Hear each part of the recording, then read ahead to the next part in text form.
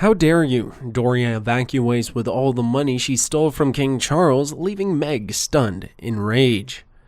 In a stunning turn of events, Meghan awoke to a nightmare on a seemingly ordinary day.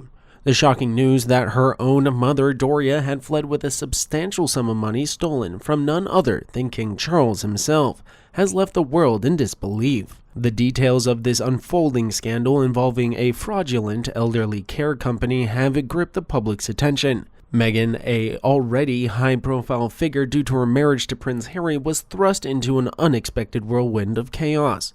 As the truth began to unravel, it was revealed that Doria, who Meghan had always considered a pillar of strength, had orchestrated an elaborate ruse. The stolen funds, believed to have been siphoned from King Charles's account, were linked to elder care enterprise named Loving Kindness.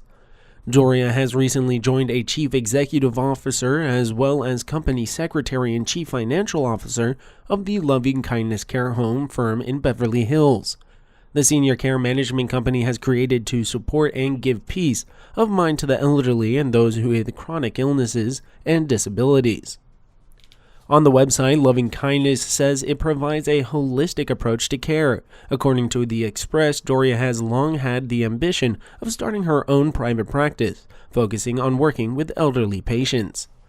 The 64-year-old previously quit her job as a social worker at a mental health clinic following her daughter's marriage. Loving Kindness, a company that claimed to provide top-notch care for the elderly, turned out to be a fraudulent fraud.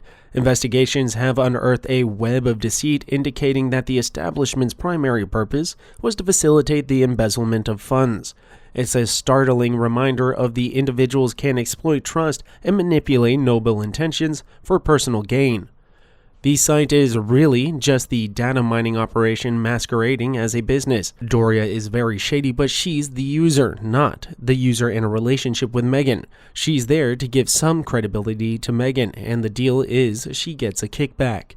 So if she keeps her mouth shut and does as Meghan tells her, this website is more than just do it if you go and read the paperwork. It states that all payments must be made in cash, something which rings huge alarm bells. Isn't a real company that takes care of elderly people, but a front for Meghan to launder money. LLC is set up for Doria's Loving Kindness company that technically Doria owns but is registered to Meghan's lawyer's address.